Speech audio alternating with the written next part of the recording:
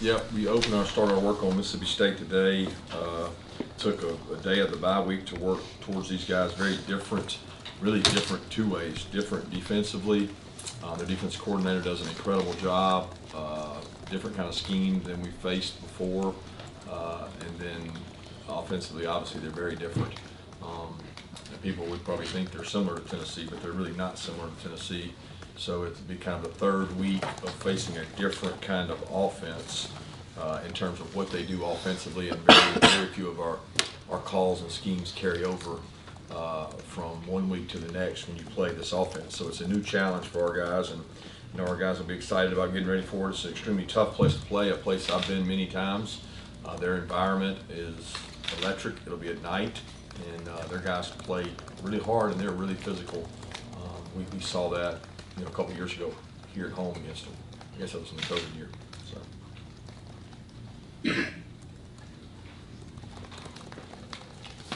Kirby, you mentioned that game a few years ago here in Athens. What is different about this Mississippi State offense from that game to this one that you've seen on film? Well, a lot more experienced quarterback. That was the kickoff for him, and he played really well in that game, and kind of got a lot of confidence. Playing against us, and he's I don't know how many games he's played since then, but a lot. He's broken a lot of records. He's very intelligent. He doesn't make mistakes. He uses Coach Leach's offense to his strength, and they understand, very similar to last week, triple options. They know who they are. They have answers for what they do. They're usually one step ahead of their answers than you are, because you don't play against it but once a year, and they do it all the time. So they have exposure to everything every defense has tried on them, and their quarterback's very experienced, and that's the biggest difference. Defensively, they may not be the same players they were, because a lot of those guys are gone. They are extremely physical, disruptive. Defensive coordinator does a great job. Zach Arndt does a great job with it. Kirby, you talked before, you only get better things by doing them. You guys have done this number one thing a lot. I know you don't obviously pay attention to it, but you also know the players see it. Is that kind of another muscle, like that composure muscle you talked about earlier this week, that your team has learned to be able to flex over the years of being in this position to block that out? We just don't talk about it much. I mean, they understand it's wasted energy when you talk about it, and you guys want to write about it, do all that. You just focus on Mississippi State and what do we have to do to play well against them? What do we have to do to play well on the road in the SEC? Those are the focus. That's nothing but a number and a distraction, and it's irrelevant. It just doesn't really matter. So I don't, they see it, but they don't get it discussed around here, because I think the more you talk about it, the more attention you bring to it. Kirby, talking about Mississippi State's offense, they're averaging right under 49 attempts per game. What is the mindset got to be, especially of the players in your secondary, knowing that they're going to come out and throw it as much as they do? Well, you'd be mistaken if you think they're just throwing it, because they've got some really good backs, and they're really physical up front, and they space you out. There's more gaps in the run game. They've really gashed some people running the ball this year, and I think that's the biggest difference, is they are committed to running the ball and being physical up front. And people have the wrong demeanor when they go to play this team, that, oh man, I'm going to go out here and pass rush and get all these sacks. They're not going to let you do that. Number one, they pass pro really well. Number two, they run scheme really well, and they got good backs. So it's not going to be a deal where it's just all about the secondary. The secondary's got to play well every week. Coach, you think you had an update on Robert Beal? Yeah, Robert had a stinger, and feels good. Hopefully we'll see. I mean, I hadn't seen him today, but feel good about him being able to play. I guess other injuries, AD, Truss, and Mims. Any updates on those guys? Yeah, the update is we're hopeful to get each one of them back this week. Kirby, you got a lot of second-year guys on defense who are obviously starters, contributing a lot. How much happens from the true freshman year to your second year that is in development, and how much of it is still relying on pure talent and instinct? Well, we recruit based on talent and instinct, and character and things like that, but you develop everybody that comes here. So when they come, they become part of the development. We teach our scheme. We teach our scheme in the spring. We teach it in the summer. We teach it again in fall camp, and then we teach it throughout the season. And the more you teach and the more you expand someone's brain, the more information they can handle. And we try to push the limits of the expansion so that they can hold more and they can do more. And it doesn't matter where they come from when they get here, what age they are, what their rating was. We just take the guys that choose to be a part of it and we try to develop them. And whether you're first year, second year, or third year, fourth year, you can get better. I mean, NFL scouts come, they want to see a player get developed. They want to see him improve. They don't say, well, your juniors are all good. They're ready to go. No, there's a lot of things they can get better at. There's just more things that our first year and second year guys can get better at. And we try to practice in a way where the young players get a lot of reps so they're ready when their turn comes. How do you go about creating a both physically and mentally tough team, especially in the day and age where players do have more freedom and can possibly enter the transfer portal if they don't like what they see here? Yeah, we hit mentally tough and physically tough. We hit a lot, so they get that speech before they come, because I don't want to lie to them. So tell them we're going to be in pads Tuesday, Wednesday, Thursday, and we're going to be physical, and we're going to practice physical. We're going to be physical in the spring. We're going to be comfortable being physical. So that's agreed upon when they come. Coach, how much did Jalen Carter actually end up playing in the game? Total snaps wise, I don't know. And his impact on the game.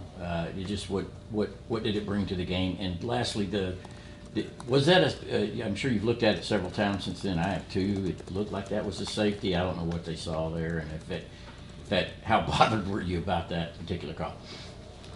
Does it matter? No, it does not. I'm worried about Mississippi State, to be honest. Jalen question, it's I don't know how many snaps he played. I didn't check it. We count them. We do production. We have how many points he made. He certainly was productive in terms of tackles, calls, fumbles. He was the first time this year. I wouldn't even say he's at 100% health. I would say first time this year he was above 90, 95, because on the very first play of the game against Oregon, he took a tough ankle injury and has not really been 100% since. And he's committed to getting back, and he's worked really hard. So I don't know how many snaps he played. He didn't play perfect, and he needs to get in better shape to be able to play more snaps. But he has taken ownership in working on that. That was the big thing for him coming into the season, is how good a shape can you be in to play a larger volume of snaps? Well, we've had this great fortune of getting a lot of dudes ready around him because he hasn't been there. So it's like a luxury to have him back and have him playing well. He still has a few things he's got to work on in terms of playing the right way within the plan, but he played really well the other day, and we need him to continue that. Yeah, Kirby, what are some things your defense can take moving forward from the Tennessee game in terms of those things we were talking about the other day, buying into the plan, eliminating explosive plays, that kind of stuff? Oh, they can maybe get some confidence from it, but it doesn't carry over.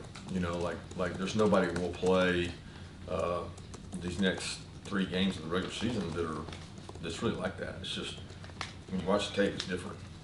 It's very different. Yeah, Kirby, 2 things. One, Kendall Milton reemerged. How important was it to add that depth to the backfield? And then 2, before moving on completely from that last game, we hear so much about hurry-up offense. Can you comment more about your hurry-up defense? Because I don't believe there was ever an issue with your substitution or them catching you in the wrong personnel. I might have missed that. Yeah, Kendall Milton has worked his tail off. He practiced much better last week, although I wouldn't say he was 100% last week. He practiced much better. He got better as the week went along. He felt more comfortable going into the game. We felt like he was going to be able to help us if we needed him to. And we Dejan was a little dinged up. Kenny was a little dinged up during the game, so it gave us an opportunity to play Kendall. He stepped up and did a nice job. So I'm hoping that Kendall can get back to 100% this week, because we need him and the others for the stretch run. So as far as the hurry up stuff, I mean, everybody has a way of practicing for it, and there's no perfect way. So you do the best you can with it. It's hard to simulate. Kirby, how did you evaluate Devin Love stepping in as a starter, and then with Warren Erickson, keeping him engaged, when he hasn't been playing as much? Obviously, he was ready when Bill needed him.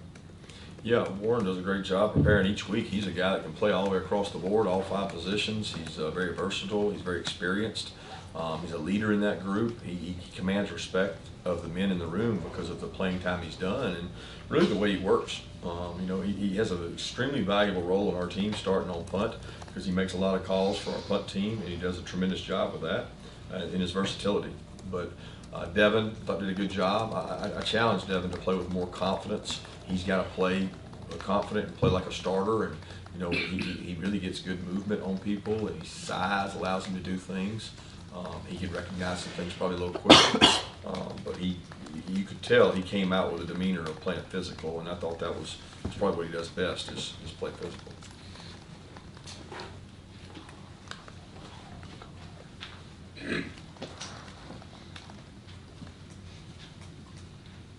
Coach, you talked about the noise at Mississippi State. Of course, the shoe kind of be on the other foot this week, because you've got to be loud when your offense is on the field. But having gone through the team experience, last Saturday, how much can that help as a whole? Well, it's a huge competitive advantage. It's why there's a home and away, and it's why I always say in the SEC it's greater than NFL other than the playoffs, because the environment is not the same in any conference division level of football as it is in the SEC when you play on the road. And I've been in this conference for 20-something years, and I've seen it. I know what it does in terms of the effect it has on pass rush, the effect it has on momentum, and it's something you really can't measure. So you have to prepare the right way, and it's a firm reason why I believe in practicing with crowd noise throughout the year, because both sides of the ball need it. Yeah, I was also going to ask you, Kirby, about the environment there from your time at Alabama being there. What makes it unique? Loud. I mean, they're passionate. I can't say that it's unique because every SEC school I feel is that way. I mean, you guys are there at Missouri was loud, as passionate there. I do think there's a feeling in Starkville because it's a rural community that everybody comes from afar and everybody's sold out and in love with their football team. That's what they have to hang their hat on, their pride in, which is usually indicative of all SEC schools, but especially there. I know, being in Tuscaloosa for those years, it was right down the road. There's a lot of pride, and they're really physical. Kirby, whether it was Robert Beal or just the defense overall, how do you feel like the guys stepped up with Nolan Smith being out, and how do you feel about that moving forward? Yeah, a lot of guys seized an opportunity.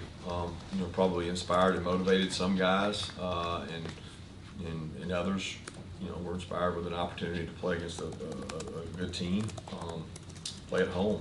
But I feel good about our guys stepping up. We certainly need Robert to be healthy because otherwise we're going to be really thin at that position. But the other guys are growing and getting better. Coach, I think earlier in the season you said that Dejon Edwards was the one back that was consistently breaking tackles, but it seems like the past couple of weeks, Kenny McIntosh has been able to win one-on-one matchups in open space. How have you seen him develop as a runner? Do you think his confidence has gotten a boost as a result? Yeah, I think Kenny always does a great job as a runner. He had some elusive runs last week. He breaks tackles downfield. He had a lot of those against Florida. I mean, he's run the ball really well this year, and sometimes it's not there, and he makes the most of it, and sometimes it is there, and he makes more of it. And I'm pleased with all those guys' performances. Kirby, you mentioned Mississippi State's defense. Just what sort of stands out about how they attack on defense and what they do well? Well, they're aggressive, relentless. They're experienced. They got like 7 or 8 starters back. Disruptive with the way they move and do things. Look, it's known across the league among the coaches that defense is it's probably more unique. There's a lot of similar defenses, I guess, across our league. Maybe the coaching trees have come from a lot of the same places. This is different, and it stands out. And you better have a good plan because they can take what you do away from you quick.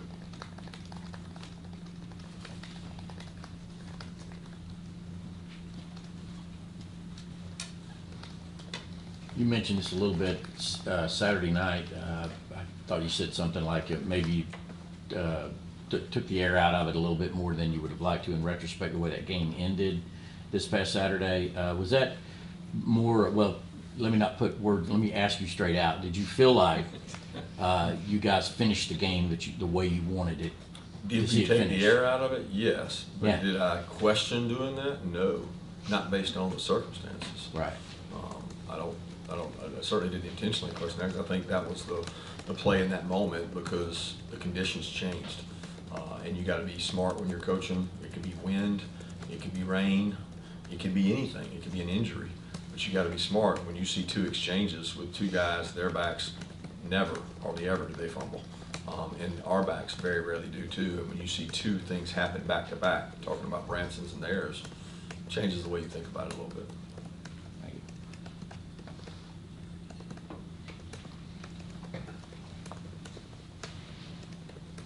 Kirby, I guess I'd just ask you about Mike Leach. I mean, he's considered one of the offensive mind legends, etc. What is it about Coach Leach? And you've gotten to kind of know him probably better than most behind the scenes. He seems a bit eccentric. Is he like that behind the curtain as well? And just kind of your thoughts on his offenses and who and what he is. Yeah, I enjoy being around him. I don't know him that well, probably as well as I know some others, because he was out west for a large time. I've been coaching here, but he was at Valdosta State when I was in high school, and his staff recruited me to go to Valdosta State from right down the road. So I knew he was there at that time, and known a lot about him, and followed his career because of Coach Hatcher and because of the air raid kind of family. But got a lot of respect for what he does. He's evolved too. He's not stayed exactly the same. You know, their backs and their commitment to the run has been, you know, different than the so-called just air raid. And he's brought that physicality really to the SEC in terms of what he does. Kirby, you mentioned about the weather in the second half regarding the fumble, I guess, but is there anything else when you guys are watching film, when you look at the number of fumbles you have that, you know, that emphasizes players in terms of coaching points? Ball security. It's really important. You guys last week, it was such an emotional game, #1 team, and all everything that went into it. How do you battle against the letdown and keep the same standard, you know, that you guys are used to? Well, you do that by, no matter who you play, you have a process, and we're not going to go do anything different today than we did when we played Vandy, Auburn, Kent State, Missouri, or anybody else. Because when you treat it different, you make it different. So that's not what this program was built on. We do it week to week, and we worry about the opponent that week, and it's not what you want me to say, not what you want me to write, but it's true. Coach, you spoke a little bit about Javon Bullard after the game the other day, but after looking back at the game, anything else about the performance that jump out at you? Played really hard, tackled well, he's physical, and he's passionate about playing the game. I mean, he didn't play perfect now. He grabbed and held a couple times and got called, and but he played hard. He understood the game plan, and he executed it. Take two more questions. Yeah, when Robert went out, we see him kicking snaps for both Chaz, and Chaz played a lot in the game regardless, and Marvin Jones as well. How would you assess how those guys did, especially being young players being thrust into bigger roles on Saturday? The best news is they got to practice a lot going into it because of the loss of reps of Nolan kind of got dispersed them out among those guys. So they were better prepared because they were one notch up. So they were a little more prepared for it. Still didn't play perfect. Jalen got to get in and get some snaps. Jalen Walker plays some. He's kind of an in-between hybrid guy that can play third down rush, but he can also play inside backer. So Jalen got a little piece. Marvin got to play, and Chaz did a nice job. The key is keeping those guys healthy.